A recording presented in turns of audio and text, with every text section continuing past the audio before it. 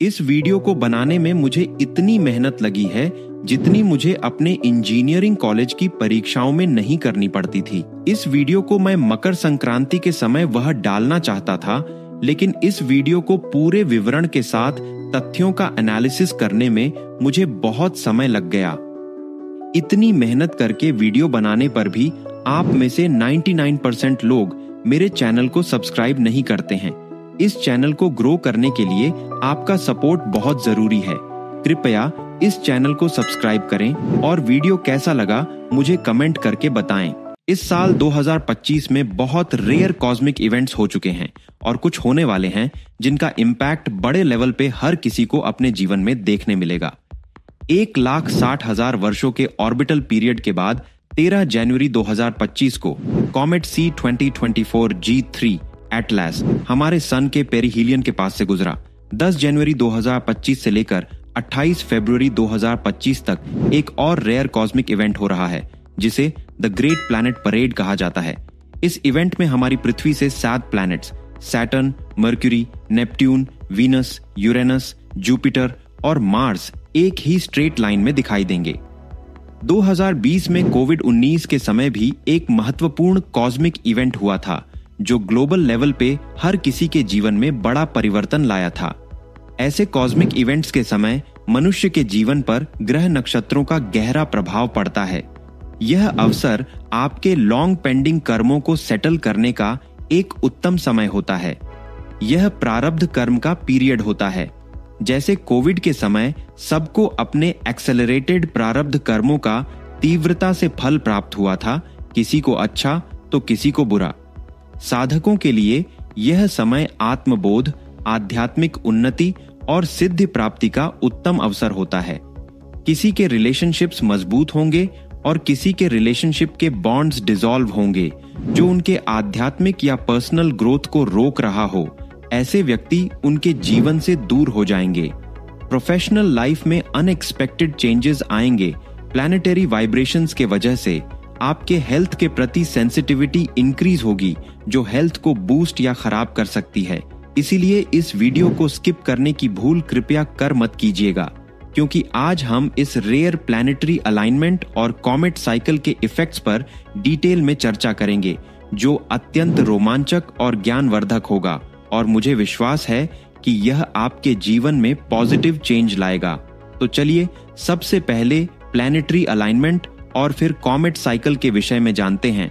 उसके बाद इनकी हिस्ट्री और ह्यूमन सिविलाइजेशन पर इफेक्ट्स के बारे में एनालिसिस करेंगे। कॉमेट्स और प्लैनेट्स के एस्ट्रोलॉजिकल और एस्ट्रोनॉमिकल इफेक्ट्स भी कंक्लूड करेंगे।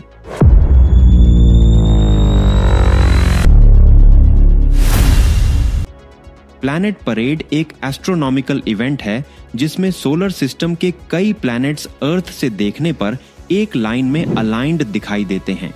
यह अलाइनमेंट तब होता है जब प्लैनेट्स आकाश के एक ही रीजन की पोजीशन में होते हैं जो अक्सर इक्लिप्टिक सन के अपैरेंट पाथ के पास होता है।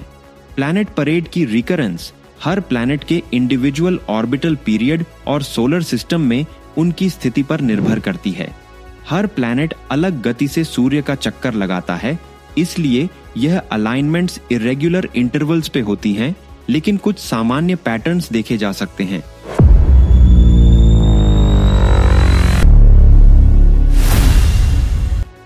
प्लैनेटरी परेड्स अलग अलग प्रकार की होती हैं, जो प्लैनेट्स की गति और उनके ऑर्बिटल पीरियड्स पर आधारित होती हैं।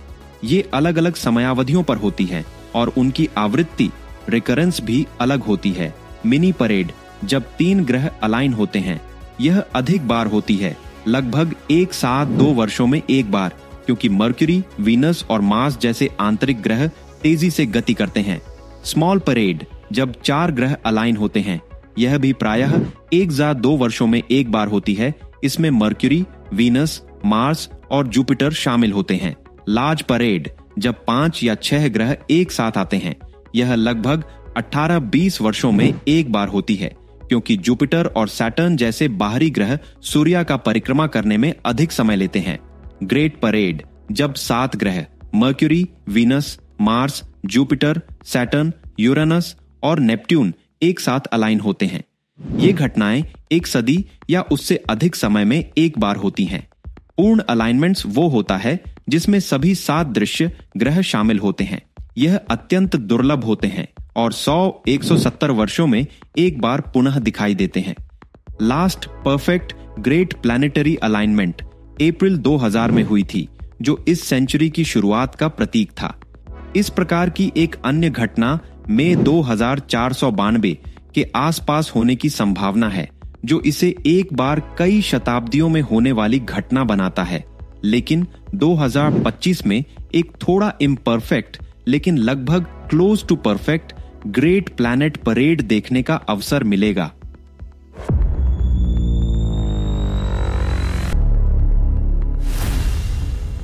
ग्रह वास्तविक रूप से 3D स्पेस में एक लाइन में नहीं आते हैं। यह केवल पृथ्वी के दृष्टिकोण से अलाइंड दिखाई देते हैं। हर ग्रह का ऑर्बिट थोड़ा टिल्टेड होता है, इसलिए सभी एक प्लेन में नहीं होते। ऐसे अलाइनमेंट्स अनियमित समयावधियों पर होते हैं, जो ग्रहों के ऑर्बिटल पैटर्न पर निर्भर करते हैं। कुछ ग्रह संयोजन प्लैनेट परेड्स नेकेड आईज से देखे जा सकते हैं, जैसे वीनस, मार्स, जुपिटर और सैटर्न, जबकि यूरेनस और नेपट्यून जैसे दूर के ग्रहों को देखने के लिए दूरबीन टेलीस्कोप की आवश्यकता होती है।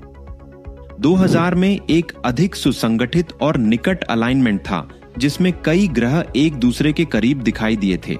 2025 में यह ग्रह एक ही रीजन में दिखाई देंगे, लेकिन परफेक्ट लाइन में नहीं होंगे, बल्कि वे इक्लिप्टिक प्लेन में थोड़ा वितरित स्प्रेड आउट होंगे। इसलिए 2025 का प्लैनेट परेड भी दृश्य रूप से आकर्षक होगा, लेकिन यह 2000 जितना निकट नहीं होगा।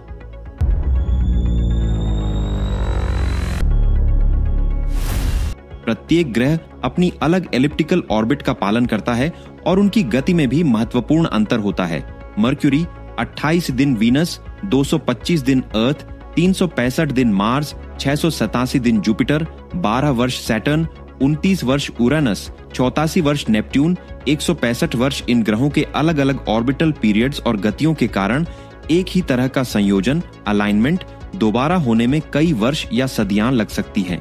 इसलिए एक ही प्रकार का ग्रह संयोग बहुत लंबे समय के बाद पुनः दिखाई देता है, जो इसे अत्यंत दुर्लभ और अद्भुत बनाता है।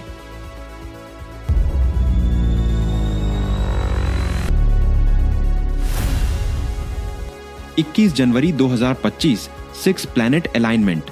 ग्रह Mars, Jupiter, Uranus, Neptune, Venus और सैटर्न। दिखने योग्य ग्रह वीनस, मार्स, जुपिटर और सैटर्न को नेकेड आईज से देखा जा सकता है। दूर के ग्रह यूरेनस और नेपट्यून को देखने के लिए दूरबीन या टेलीस्कोप की आवश्यकता होगी। सबसे उत्तम दर्शन का समय सूर्यास्त के तुरंत बाद। 28 फरवरी 2025 7 प्लैनेट अलाइनमेंट।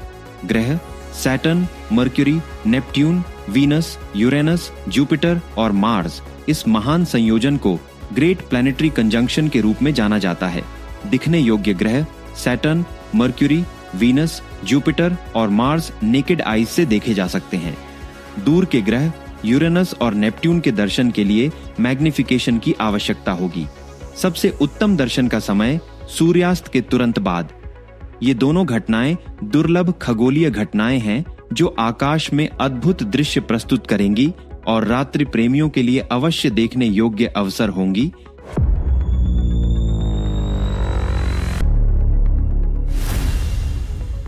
एक कॉमेट धूमकेतु एक छोटी सेलेस्टियल बॉडी होती है, जो मुख्यतः आइस, डस्ट, रॉक, मिनरल्स और फ्रोजन गैसेस जैसे वाटर वेपर, कार्बन डाइऑक्साइड और मीथेन से बनी होती है।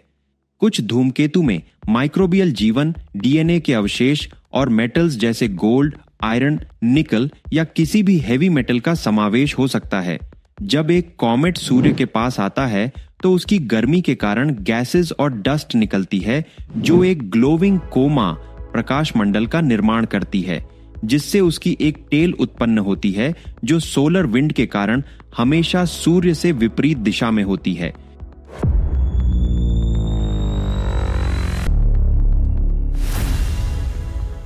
धूमकेतु के मुख्य अंग इस प्रकार है।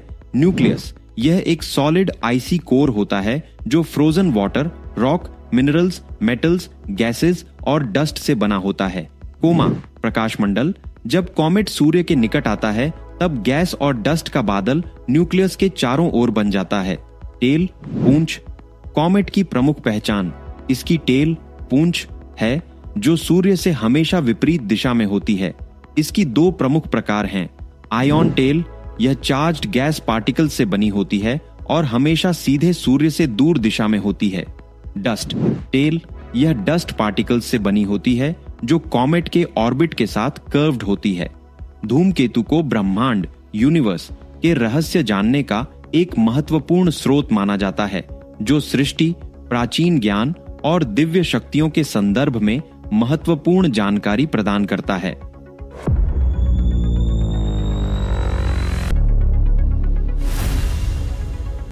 अब हम धूमकेतु कॉमेट्स की यात्रा और उनके चरण फेजेस देखेंगे। धूमकेतु एलिप्टिकल ऑर्बिट में सूर्य के चक्कर लगाता है, जिनमें कुछ वर्ष से लेकर हजारों या लाखों वर्ष तक लग सकता है। इनकी यात्रा को मुख्यतः निम्नलिखित चरणों में विभाजित किया जा सकता है। 1. सूर्य से दूर, निष्क्रिय अवस्था, डॉर्मेंट फेज। जब धूमकेतु आउटर सोलर सिस्टम में रहता है, जैसे ऊट क्लाउड या काइपर बेल्ट, तब यह जमा हुआ और निष्क्रिय होता है। यह इस अवस्था में हजारों या लाखों वर्ष तक बना रह सकता है। ऊट क्लाउड के विषय में हम वीडियो में आगे जानेंगे। 2. सूर्य की ओर आगमन, सक्रिय अवस्था, एक्टिव फेज। जैसे ही धूमकेतु सूर्य के निकट आता है, सोलर रेडिएशन से उसका बर्फीला केंद्र, आइसी न्यूक्लियस, गर्म होने लगता है और गैसेस और धूल निकलने लगती हैं। इस अवस्था में कोमा, प्रकाश मंडल और टेल, पूंछ बनती है, जो इसे पृथ्वी से दिखने योग्य बनाती है। 3. पेरिहीलियन, सूर्य के सबसे निकट बिंदु पर। जब धूमकेतु अपनी कक्षा में सूर्य के सबसे निकट बिंदु पेरिहीलियन तक पहुंचता है, तब इसकी गर्मी और गतिविधियां अपने चरम पर होती हैं। इस समय इसकी टेल सबसे अधिक लंबी होती है और यह आकाश में सबसे तेज चमकदार दिखाई देता है। शोर, सूर्य से दूर जाना, वापसी अवस्था, डिपार्चर फेज। पेरिहीलियन के बाद धूमकेतु धीरे धीरे सूर्य से दूर होता है, ठंडा होता है और अपनी पूंछ, टेल खो देता है। फिर से यह सौर मंडल के बाहरी क्षेत्र में लौट जाता है। 5. चक्र का पुनरावर्तन, साइकिल रिपीट फेज। कुछ धूमकेतु समय समय पर पुनः प्रकट होते हैं। शॉर्ट पीरियड कॉमेट्स, जैसे हैलीज कॉमेट, जो हर 76 वर्ष में लौटता है। कुछ अन्य धूमकेतु को वापस आने में हजारों या लाखों वर्ष लगते हैं, लॉन्ग पीरियड कॉमेट्स। अब आगे हम देखेंगे कि मानव इतिहास में कौन से महत्वपूर्ण धूमकेतु हमारे समक्ष गुजरे और उन्होंने किस प्रकार के परिवर्तन लाए। तो वीडियो में बने रहिए। उससे पहले आइए हम ऑर्थ क्लाउड के बारे में जानते हैं, जहां से ये धूमकेतु आते हैं, यानी इन धूमकेतुओं का जन्म स्थान।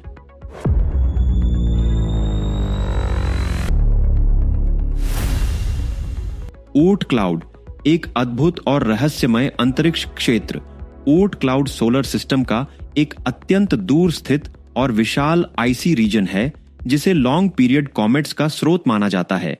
यह अब तक डायरेक्टली ऑब्जर्व नहीं किया गया है, लेकिन इसका अस्तित्व लॉन्ग पीरियड कॉमेट्स के ऑर्बिट और ओरिजिन के आधार पर अनुमानित किया गया है। स्थिति और आकार, लोकेशन एंड साइज। ऊट क्लाउड प्लूटो के ऑर्बिट से बहुत दूर स्थित है और यह लगभग 2000 AU से लेकर 100,000 AU तक फैला है।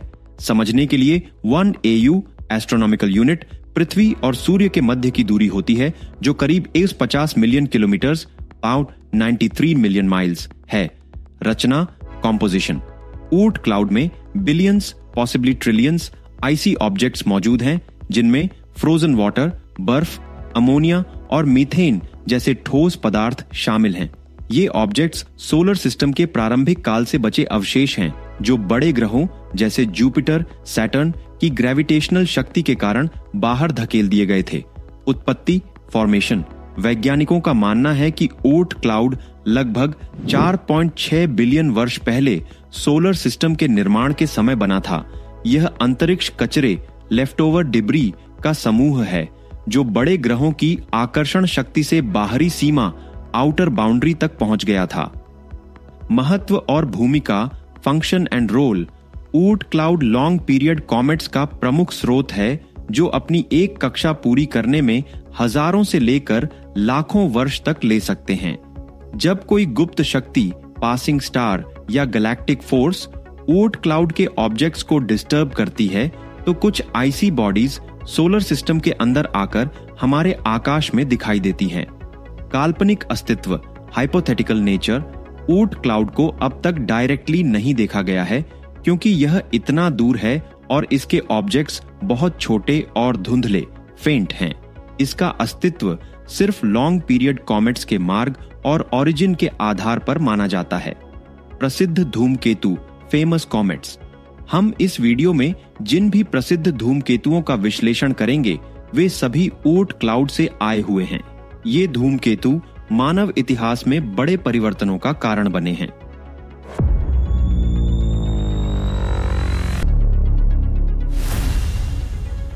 आइए देखते हैं धूमकेतु के प्रकार और इन धूमकेतु के आगमन वाले वर्षों में क्या-क्या महत्वपूर्ण हिस्टोरिकल इवेंट्स हुए थे। धूमकेतु को उनके ऑर्बिटल पीरियड के आधार पर दो प्रमुख श्रेणियों में विभाजित किया जाता है, शॉर्ट पीरियड कॉमेट्स और लॉन्ग पीरियड कॉमेट्स।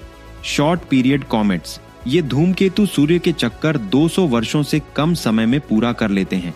उदाहरण, famous Halley's comet 1P Halley, orbital period 76 वर्ष, लास्ट अपीयरेंस 1986 में, नेक्स्ट अपीयरेंस 2061 में, हिस्टोरिकल इंपॉर्टेंस एडमंड हैली ने 1075 में इसका पुनः आगमन सही भविष्यवाणी के साथ प्रमाणित किया, जिससे पहली बार सिद्ध हुआ कि कॉमेट्स अपने प्रेडिक्टेबल ऑर्बिट्स में घूमते हैं। पहली बार 240 BCE में चाइनीज एस्ट्रोनॉमर्स ने इसका उल्लेख किया था। 1066 में इसकी उपस्थिति को इंग्लैंड पर नॉर्मन्स की विजय से जुड़े बायो टैपेस्ट्री में प्रसिद्ध रूप से चित्रित किया गया था। नॉर्मन्स ने 14 अक्टूबर 1066 को इंग्लैंड के राजा हेरोल्ड II को हराकर बैटल ऑफ हेस्टिंग्स की लड़ाई जीती। यह लड़ाई William the conqueror, Duke of Normandy के लिए एक निर्णायक जीत थी। नॉर्मन्स वाइकिंग्स थे जो 900 के दशक में फ्रांस के नॉर्मंडी में बस गए थे, जिन्हें नॉर्थमैन के नाम से जाना जाता था। यह हैली धूमकेतु कई ऐतिहासिक घटनाओं के दौरान देखा गया। इसका दर्शन एक दिव्य संकेत माना गया, जिसे अक्सर एक ओमेन यानी शकुन के रूप में समझा जाता है, अर्थात शुभ अशुभ की पूर्व सूचना। 1986 की प्रमुख घटनाएं: चेर्नोबिल न्यूक्लियर डिजास्टर 26 अप्रैल, एक भयानक परमाणु दुर्घटना जो सोवियत यूनियन में हुई, स्पेस शटल चैलेंजर डिजास्टर 28 जनवरी, नासा शटल उड़ान के 73 सेकंड बाद विस्फोट हो गया। भारत में आर्थिक सुधार, राजीव गांधी के प्रधानमंत्री रहते हुए नई नीतियां लागू की गईं।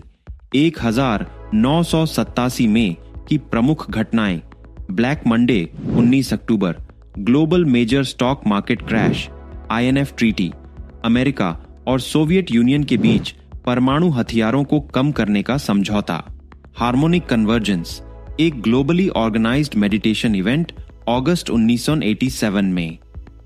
लॉन्ग पीरियड कॉमेट्स ऐसे कॉमेट्स होते हैं जो अपनी ऑर्बिट 200 वर्षों से अधिक समय में पूरी करते हैं। कभी कभी हजारों या लाखों वर्ष लगते हैं। यह सारे कॉमेट्स ऊट क्लाउड से आते हैं।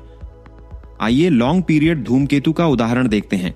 Comet Lovejoy C 2011 W3, orbital period बम 622 वर्ष, last appearance 2011, next appearance 2633, historical importance सूर्य के निकट आने के बावजूद यह नष्ट नहीं हुआ, जो वैज्ञानिकों के लिए आश्चर्यजनक था। इसने स्पेक्टाकुलर ग्रीनिश टेल्स बनाई जो डायटोमिक कार्बन C2 इमिशन के कारण थी। 2011 के मेजर इवेंट्स: अरब स्प्रिंग, मिडिल ईस्ट में प्रो डेमोक्रेसी की मांग के आंदोलन, ओसामा बिन लादेन की मृत्यु। 2 मई को यूएस नेवी सील ने आतंकवादी ओसामा बिन लादेन को समाप्त किया। फुकुशिमा न्यूक्लियर डिजास्टर, जापान में भूकंप और सुनामी से तबाही हुई। 2012 के मेजर इवेंट्स: मायन कैलेंडर के अनुसार 2012 को दुनिया का अंतिम वर्ष माना गया था। ये खबर दुनिया भर में जंगल की आग की तरह फैल गई। 2012 में हॉलीवुड में इस नाम से एक फिल्म भी बनी, जिसमें 2012 में दुनिया का अंत दिख गया। क्यूरियोसिटी रोवर मार्स पर उतरा। 6 अगस्त को नासा का रोवर मार्स की खोज में उतरा। भारत का मार्स मिशन आईएसआरओ ने 2012 में इस मिशन की योजना बनाई जो 2013 में लॉन्च हुआ। कॉमेट हेल-बॉप C1995-01 ऑर्बिटल पीरियड 2500 वर्ष, last appearance 1997, next appearance 4497, historical importance 1985 में खोज की गई। यह 20वीं सदी का सबसे तेज चमकदार धूमकेतु था जो 18 महीने तक खुले आकाश में नेकेड आई से दिखाई दिया। यह कई प्राचीन सभ्यताओं द्वारा भी देखा गया था। Indus Valley civilisation, Egyptian civilisation, America के हेवंस गेट के कल्ट ने मैस सुइसाइड किए। 1997 की मेजर इवेंट्स, प्रिंसेस डायना की मृत्यु। अरे ये अमेज़न की प्रिंसेस वाली डायना नहीं है, इसलिए दुखी मत हो, ये वेल्स की राजकुमारी वाली डायना है। 31 अगस्त को एक कार दुर्घटना में उनकी मृत्यु हो गई। भारत की स्वतंत्रता की स्वर्ण जयंती, भारत ने 50 वर्षों की स्वतंत्रता का उत्सव मनाया। हांगकांग का हैंडओवर, ब्रिटेन ने हांगकांग चाइना को लौटाया। 1998 की मेजर इवेंट्स, पोखरान टाई न्यूक्लियर टेस्ट्स, भारत ने महत्वपूर्ण न्यूक्लियर परीक्षण किया। गूगल की स्थापना सितंबर 1998 में दुनिया की सबसे मशहूर tech company search engine company के रूप में शुरू हुई। इंटरनेशनल स्पेस स्टेशन ISS का लॉन्च, पहला मॉड्यूल ऑर्बिट में लॉन्च किया गया। Great comet of 1811 C1811 F1 orbital period 3000 वर्ष, last appearance 1811, next appearance 4811, historical importance, यह 260 दिनों तक नेकेड आईज से दिखने वाला सबसे लंबा समय तक दिखने वाला कॉमेट था। Napoleonic Wars, Napoleonic invasion of Russia और अन्य ऐतिहासिक घटनाओं का यह साक्षी है। 1811 की major events, Tecumseh's war, native American और यूनाइटेड स्टेट्स के बीच कॉन्फ्लिक्ट, लडाइट रायट्स, इंग्लैंड में इंडस्ट्रियलाइजेशन के विरुद्ध आंदोलन, स्पेनिश अमेरिकन वॉर्स, स्वतंत्रता संघर्ष की शुरुआत। 1812 की मेजर इवेंट्स, नेपोलियन का रशियन पर आक्रमण, फ्रेंच सेना के लिए एक विनाशकारी अभियान, वॉर ऑफ 1812, अमेरिका और ब्रिटिश साम्राज्य के बीच संघर्ष जो अमेरिका की स्वतंत्रता के बाद भी दोनों देशों के बीच तनाव को दर्शाता रहा। पहला स्टीम पावर्ड लोकोमोटिव परीक्षण, ट्रांसपोर्टेशन के इतिहास में एक महत्वपूर्ण मोड़ जिसने आधुनिक रेल परिवहन की नींव रखी।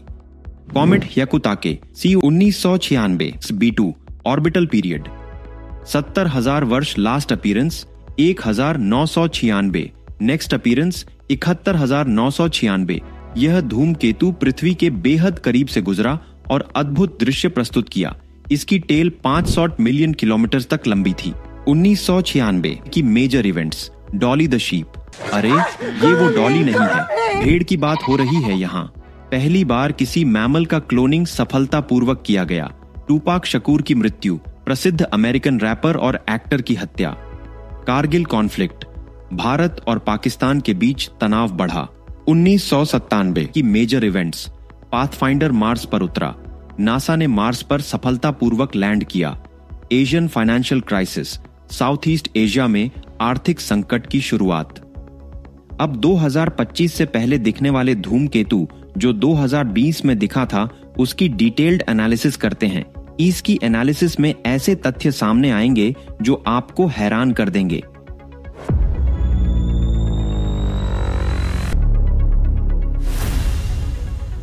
Comet नियोवाइज C2020 F3 orbital period 6,800 वर्ष, last appearance 2020, next appearance 8,820, historical importance, इसे नासा के नियोवाइज स्पेस टेलीस्कोप द्वारा मार्च 2020 में खोजा गया।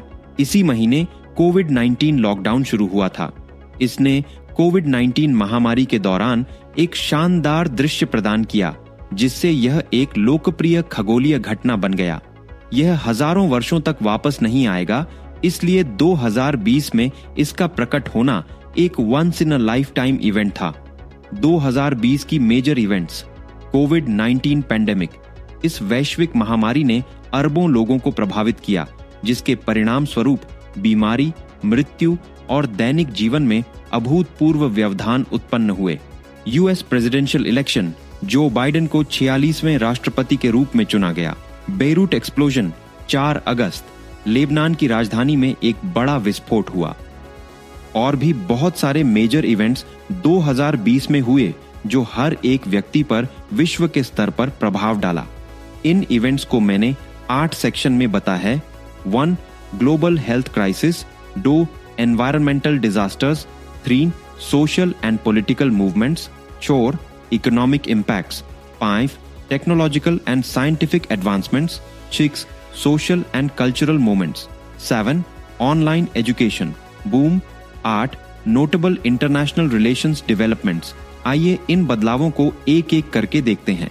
मजे की बात यह है कि इतने बड़े बदलाव 1 से 2 साल के अंदर ही हुआ था। ये दैवीय हस्तक्षेप का संकेत है। जो समझदार है वह समझ सकता है। वैश्विक स्वास्थ्य संकट, ग्लोबल हेल्थ क्राइसिस, कोविड-19 पैंडेमिक।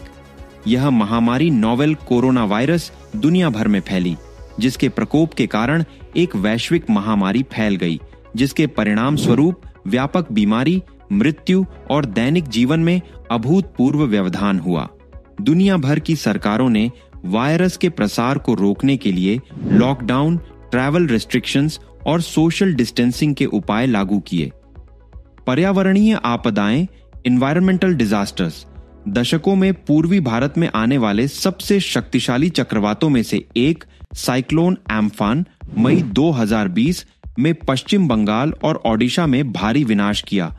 अनुमानित आर्थिक नुकसान ₹1 ट्रिलियन हुआ। लोकस्ट स्वॉर्म्स अटैक जून 2020। पश्चिमी और मध्य भारत में विशाल टिड्डी दल ने फसलों को भारी नुकसान पहुंचाया। Uttarakhand forest fires. बड़े पैमाने पर जंगल की आग ने उत्तराखंड के कुछ हिस्सों को तबाह कर दिया, जो हिमालयी क्षेत्र में क्लाइमेट चेंज से संबंधित खतरों को उजागर करता है। ऑस्ट्रेलियन बुशफायर्स। 2020 की समर को ऑस्ट्रेलिया में ब्लैक समर के रूप में जाना जाता है। ऑस्ट्रेलियन को विनाशकारी बुशफायर्स का सामना करना पड़ा, जिसने लगभग 19 मिलियन हेक्टेयर को जला दिया, हजारों घरों को नष्ट कर दिया और अनुमानित 1 अरब जानवरों को मार डाला। Western US wild Fyers. Western United states ने अपने सबसे गंभीर जंगल की आग के मौसमों में से एक का अनुभव किया, जिसमें लाखों एकड़ जमीन जल गई, विशेष रूप से कैलिफोर्निया और ओरेगन में, जिससे महत्वपूर्ण संपत्ति की क्षति हुई और जीवन की हानि हुई। सामाजिक और राजनीतिक आंदोलन, social and political movements, CAA और national register of citizens NRC के खिलाफ विरोध प्रदर्शन 2020 की शुरुआत में जारी रहा, जिसमें कई राज्यों में व्यापक प्रदर्शन और झड़पें हुईं।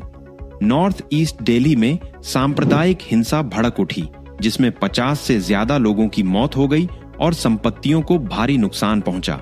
यह हिंसा CAA को लेकर तनाव के कारण भड़की थी। बिहार विधानसभा चुनाव अक्टूबर-नवंबर 2020।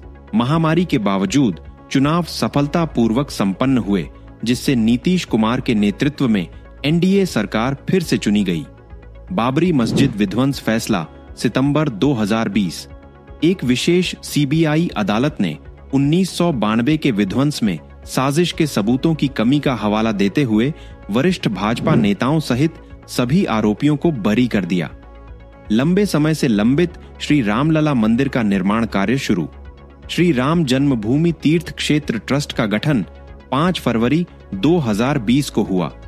भूमि पूजन समारोह 5 अगस्त 2020 को हुआ। फाउंडेशन कार्य समापन मार्च 2021 को हुआ। मंदिर का मुख्य संरचना निर्माण 2021 से 2023 को हुआ। भगवान श्री राम की मूर्ति की प्राण प्रतिष्ठा 22 जनवरी 2024 को हुआ। Black lives matter protests. Police के हाथों जॉर्ज फ्लॉयड, ब्रायो टेलर और अन्य काले व्यक्तियों की मौत ने प्रणालीगत रेसिज्म और पुलिस क्रूरता के खिलाफ देशव्यापी और वैश्विक विरोध प्रदर्शन को जन्म दिया, जिससे महत्वपूर्ण सुधारों की मांग हुई। अमेरिकी राष्ट्रपति चुनाव। संयुक्त राज्य अमेरिका में बेहद विवादास्पद राष्ट्रपति चुनाव हुआ, जिसके परिणाम स्वरूप जो बाइडेन 46th प्रेसिडेंट और कामाला Harris first female vice president चुनी गईं। साथ ही यह पद संभालने वाली पहली ब्लैक और इंडियन व्यक्ति बनी। Economic impacts. आत्मनिर्भर भारत अभियान सेल्फ रिलायंट इंडिया इनिशिएटिव। प्रधानमंत्री नरेंद्र मोदी ने अर्थव्यवस्था को पुनर्जीवित करने और व्यवसायों, MSMEs और कृषि क्षेत्र को समर्थन देने के लिए 20 लाख करोड़ रुपए का इकोनॉमिक स्टिमुलस पैकेज लॉन्च किया। कृषि कानूनों का विरोध पूरे भारत में, विशेषकर पंजाब और हरियाणा में किसानों ने सितंबर 2020 में 3 नए कृषि कानूनों का विरोध किया, जिसके कारण दिल्ली की सीमाओं पर लंबे समय तक आंदोलन चला। ग्लोबल रिसेशन महामारी ने एक महत्वपूर्ण वैश्विक आर्थिक मंदी को जन्म दिया। कई देशों में लॉकडाउन उपायों, उपभोक्ता खर्च में कमी और व्यापार में व्यवधान के कारण मंदी का सामना करना पड़ा। Stock market volatility, financial markets में अत्यधिक अस्थिरता का अनुभव हुआ। मार्च में मेजर इंडिसेस में गिरावट आई और बाद के महीनों में आर्थिक प्रोत्साहन और वैक्सीन विकास से प्रभावित होकर सुधार हुआ। टेक्नोलॉजिकल और साइंटिफिक एडवांसमेंट्स, वैक्सीन डेवलपमेंट, कोविड-19 के जवाब में फार्मास्यूटिकल कंपनियों ने अभूतपूर्व गति से वैक्सीन्स विकसित किए। फाइजर, बायोएनटेक और मॉडर्ना ने वर्ष के अंत तक प्रभावी वैक्सीन्स की घोषणा की, जिससे वैक्सीन अभियान की शुरुआत हुई। स्पेस एक्सप्लोरेशन, नासा ने मंगल ग्रह 2020 मिशन लॉन्च किया, जिसमें परसिवियरेंस रोवर भी शामिल था, जिसका लक्ष्य मार्स पर पिछले जीवन के संकेतों की खोज करना था। Work from home revolution, major IT companies जैसे गूगल, मेटा, TCS, इन्फोसिस आदि ने रिमोट वर्क मॉडल्स को अपनाया, जिससे वर्क कल्चर में महत्वपूर्ण बदलाव आए, जिससे बेटर ग्लोबल कोलैबोरेशन और एजाइल मेथोडोलॉजीज का जन्म हुआ। Social and cultural moments, entertainment industry shifts, महामारी के कारण टोक्यो ओलंपिक और विभिन्न फिल्म रिलीज सहित प्रमुख आयोजनों को स्थगित या रद्द करना पड़ा। मनोरंजन उद्योग ने स्ट्रीमिंग सेवाओं, OTT प्लेटफार्मों और वर्चुअल इवेंट्स के अनुसार अपने उद्योग को अनुकूलित किया। इसने प्रमुख फिल्म निर्माताओं को न्यू कॉन्सेप्ट मूवीज बनाने के लिए भी मजबूर किया, क्योंकि उन्हें OTT पर नए और छोटे प्रतिभाशाली फिल्म निर्माताओं से चुनौतियों का सामना करना पड़ा। सुशांत सिंह राजपूत की मृत्यु 14 जून 2020। बॉलीवुड अभिनेता की मौत ने कंस्पिरेसी थ्योरीज को जन्म दिया, जिसके कारण मानसिक स्वास्थ्य और फिल्म उद्योग की नेपोटिज्म कल्चर पर देशव्यापी चर्चा और आंदोलन हुए। यह मृत्यु हिंदी सिनेमा के कला और फिल्म उद्योग में सकारात्मक बदलाव लाने के लिए एक बलिदान बन गई, जो प्रमुख रूप से अपमानजनक हिंदू फोबिक फिल्में बना रही थीं, जो भारतीय जड़ों और संस्कृति को नष्ट कर रही थीं। उनकी मृत्यु से देश भर में आश्चर्य और युवाओं में गुस्सा फैल गया और #बॉयकॉट बॉलीवुड लंबे समय तक ट्रेंड में रहा। बड़े बजट की फिल्मों का भी बहिष्कार किया गया, जिससे अति प्रसिद्ध फिल्म अभिनेताओं को उनकी वैल्यू और आम भारतीय की शक्ति का एहसास हुआ। सुशांत सिंह राजपूत के निधन के बाद अगले वर्ष 2021 और 2022 में दक्षिण भारतीय फिल्मों का उदय हुआ, जो ग्लोबल लेवल पर पहुंच गईं। Pushpa, the rise, Kantara, KGF chapter 2, RRR, जो तथाकथित बॉलीवुड के लिए एक करारा तमाचा था, और उनके नेपोटिज्म का पतन था, जो केवल दक्षिण भारत की फिल्मों को कॉपी और पेस्ट करके सफल बन रहे थे। ये साबित हुआ कि पूरे भारत में स्थानीय फिल्मों में अधिक प्रतिभा थी और वे अधिक सक्षम थीं। नोटेबल डेथ्स, इस वर्ष बास्केटबॉल स्टार कोबी ब्रायंट, अभिनेता सुशांत सिंह राजपूत, चैडविक बोजमैन सहित कई प्रभावशाली हस्तियों का निधन हुआ। इन घटनाओं ने सामूहिक रूप से 2020 को गहन चुनौतियों और परिवर्तनों का वर्ष बना दिया, जिसने दुनिया भर के समाजों को अभूतपूर्व तरीकों से प्रभावित किया। ऑनलाइन एजुकेशन बूम, महामारी के कारण स्कूल और विश्वविद्यालय ऑनलाइन शिक्षा की ओर स्थानांतरित हो गए, जिससे ग्रामीण क्षेत्रों में डिजिटल विभाजन की चुनौतियां सामने आईं। राइज ऑफ फिजिक्स, वल्ला, ऑनलाइन अफोर्डेबल क्वालिटी इंजीनियरिंग और मेडिकल एंट्रेंस कोर्सेज बनाने वाले फिजिक्स वल्लाह का उदय, जिसके कारण कोटा में बड़े संस्थानों का पतन हुआ, जो छात्रों को बेवकूफ बना रहे थे और लूट रहे थे। New education policy NEP 2020, skill development और मल्टी डिसिप्लिनरी अप्रोच के दृष्टिकोण पर ध्यान केंद्रित करते हुए भारत की शिक्षा प्रणाली को पुनर्जीवित करने के लिए एक ऐतिहासिक नीति सुधार पेश किया गया था।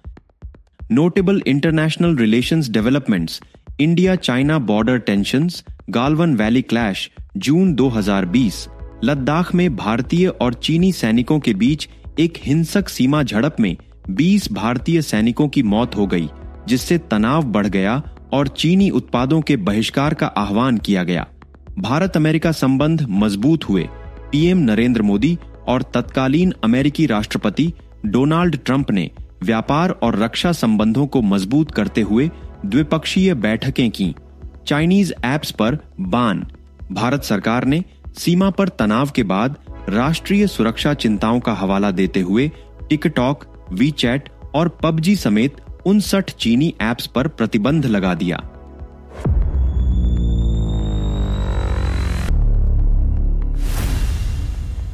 कॉमेट सी 2024 G3 एटलस ऑर्बिटल पीरियड 1,60,000 वर्ष, लास्ट अपीयरेंस जनवरी 2025 पेरिहीलियन। हिस्टोरिकल इंपॉर्टेंस, इसे 2025 के सबसे चमकदार धूमकेतुओं में से एक माना जा रहा है। इसकी अत्यधिक लंबी ऑर्बिट यह संकेत देती है कि यह अंतिम बार पृथ्वी के पास बहुत पहले आया था, जब मानव सभ्यताएं भी अस्तित्व में नहीं थीं। महाकुंभ से संबंध, यह धूमकेतु 13 जनवरी को अपने पेरिहीलियन पर पहुंचा और उसी दिन शुभ अवसर पर महाकुंभ प्रारंभ हुआ। ये मात्र संयोग नहीं है, इस बार का महाकुंभ विशेष है क्योंकि सभी कुंभों में सबसे बड़ा महाकुंभ 144 साल बाद का संयोग बन रहा है। इसे डिजिटल रूप में भी प्रस्तुत किया जा रहा है और इसे कई राष्ट्रीय और अंतर्राष्ट्रीय मीडिया द्वारा कवर किया जा रहा है। महाकुंभ मेला विश्व का सबसे बड़ा धार्मिक और आध्यात्मिक आयोजन है। पहले ही दिन लगभग 1.7 करोड़ श्रद्धालुओं ने पवित्र स्नान किया और शुरुआती 2 दिनों में 5.2 करोड़ से अधिक भक्तों ने भाग लिया। अगले दिन 14 जनवरी को मकर संक्रांति मनाई गई। इस दिन सूर्य देव धनुराशि से निकलकर मकर राशि में प्रवेश करते हैं। मेजर इवेंट्स, दिल्ली विधानसभा चुनाव तिथि 5 फरवरी 2025, बिहार विधानसभा चुनाव, संभावित समय अक्टूबर-नवंबर 2025, उत्तराखंड स्थानीय चुनाव तिथि 23 जनवरी 2025, राज्यसभा चुनाव निर्धारित तिथि जुलाई और अगस्त 2025। जैसा कि आप देख सकते हैं, यह समय सत्ता और नेताओं के बदलाव का समय है। कॉमेट सी 2024 G3 ATLS और इसका आध्यात्मिक महत्व, हिंदू मान्यताओं के अनुसार धूमकेतु को अक्सर महान परिवर्तन और आध्यात्मिक जागरण का संकेत माना जाता है। महाकुंभ मेले जैसे प्रमुख आध्यात्मिक आयोजन के दौरान धूमकेतु का प्रकट होना दिव्य संकेत है, जो आत्मशुद्धि, त्याग और भक्ति को प्रेरित करता है। आध्यात्मिक व्यक्ति धूमकेतु को इनर प्यूरिफिकेशन और कलेक्टिव स्पिरिचुअल अवेकनिंग का संकेत के रूप में देखते हैं। नॉन पीरियोडिक कॉमेट्स, इन कॉमेट्स की ऑर्बिट पैराबोलिक या हाइपरबोलिक होती है, जिसका अर्थ है कि वे केवल एक बार सोलर सिस्टम में आते हैं और फिर कभी वापस नहीं लौटते।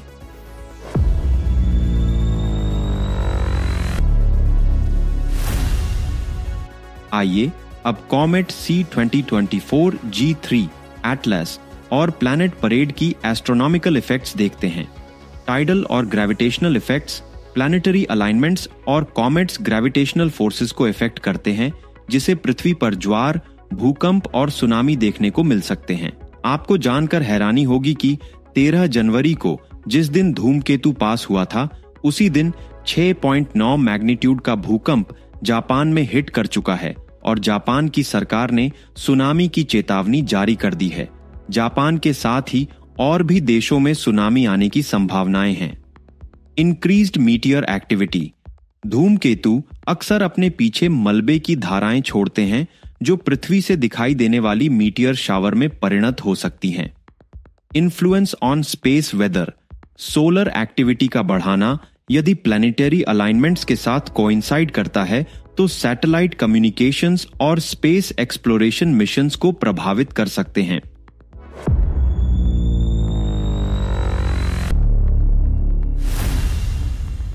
अब 2025 के प्लैनेट परेड के एस्ट्रोलॉजिकल इफेक्ट्स देखते हैं। जब मल्टीपल प्लैनेट्स अलाइन होते हैं तो उनकी ऊर्जाएं मिलकर काम करती हैं। ह्यूमन माइंड्स की थॉट्स की तीव्रता बढ़ सकती है, उसमें स्पष्टता या व्यवधान ला सकती है। ये प्रभाव मनुष्य के जीवन के कई पहलुओं को प्रभावित करते हैं, जैसे मर्क्यूरी कम्युनिकेशंस को, वीनस रिलेशनशिप को, सैटर्न डिसिप्लिन को। लीडरशिप चेंजेस होंगी, डिप्लोमैटिक रियलाइनमेंट्स होंगी और ग्लोबल इवेंट्स होंगी। पर्सनल रिलेशनशिप्स, यह गहन आत्मनिरीक्षण का समय हो सकता है, विशेष रूप से उन लोगों के लिए जिनके प्रमुख ग्रह प्रभावित राशियों में हैं। स्पिरिचुअल ग्रोथ, सामूहिक चेतना में वृद्धि और उच्च ज्ञान में रुचि की संभावना बढ़ेगी। एम्बिशन और न्यू बिगिनिंग्स में वृद्धि हो सकती है या आप संरचनात्मक परिवर्तन देख सकते हैं।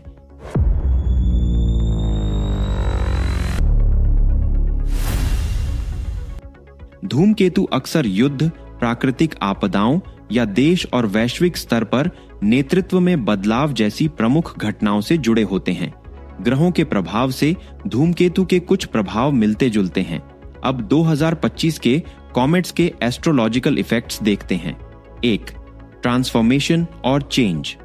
धूमकेतु पर्सनल या ग्लोबल अफेयर्स में अचानक और अनएक्सपेक्टेड बदलाव का प्रतीक है। यह कलेक्टिव स्पिरिचुअल अवेकनिंग, जियोपॉलिटिकल परिवर्तन या ब्रेक थ्रू टेक्नोलॉजी में सफलताओं के दौर का संकेत दे सकता है। 2. पास्ट एंडिंग्स और न्यू बिगिनिंग्स। पर्सनल एस्ट्रोलॉजी में जन्म कुंडली से गुजरने वाला धूमकेतु जीवन के पुराने फेज के अंत और कुछ नए की शुरुआत का संकेत अपने साथ स्ट्रॉन्ग इन्फ्लुएंस लाता है। उदाहरण के लिए, उस रिश्ते को छोड़ना नहीं पड़ता, वो स्वयं छूट जाता है जो आपकी आध्यात्मिक उन्नति या आपके जीवन को स्लो स्वीट पॉइजन जैसा आपके जीवन ऊर्जा को धीरे धीरे खा रहा था या बेकार के चीजों में बर्बाद करवा रहा था।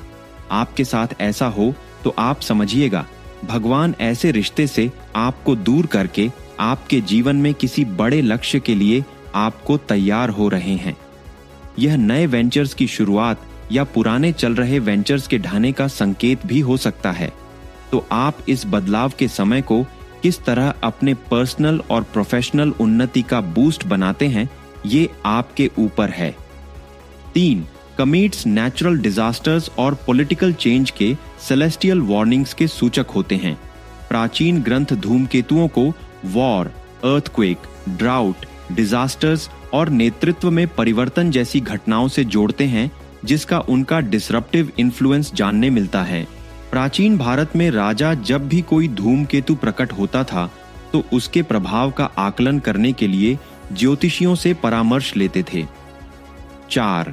Spiritual awakening. वैदिक ज्योतिष में धूमकेतुओं को स्पिरिचुअल एनर्जी के कैरियर्स के रूप में देखा जाता है।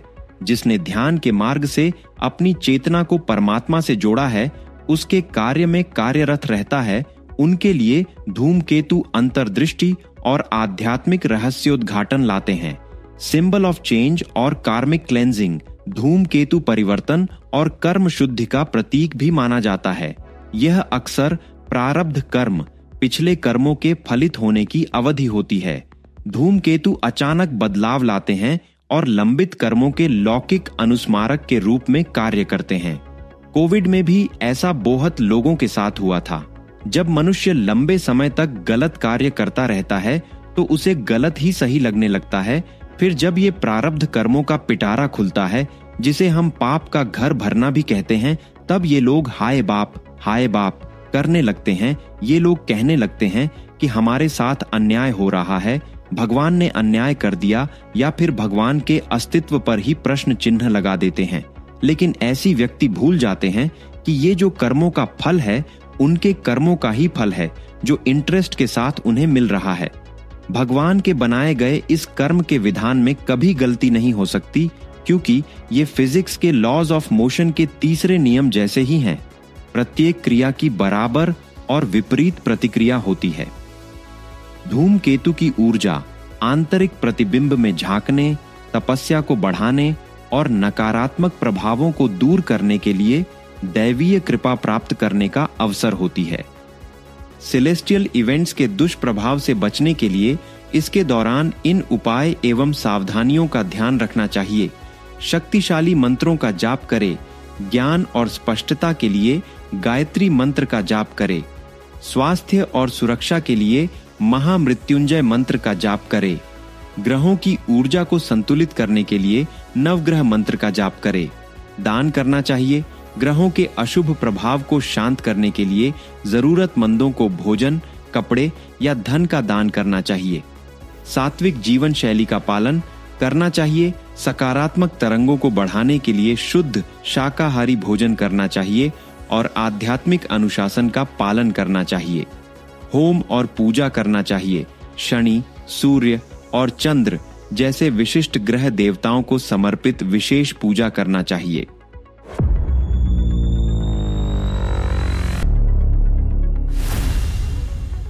सारांश में 2025 की दिव्य घटनाओं के आध्यात्मिक महत्व के बारे में कहे तो सारे पॉइंट्स को 3 पॉइंट में सारांशित किया जा सकता है।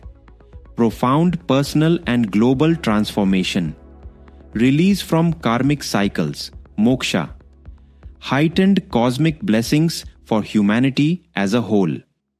अगले वीडियो में हम विस्तार से एनालिसिस करेंगे कि 2025 का महाकुंभ इतना विशेष क्यों है और once in a life opportunity क्यों है। तब तक के लिए हर हर महादेव, जय मां काली।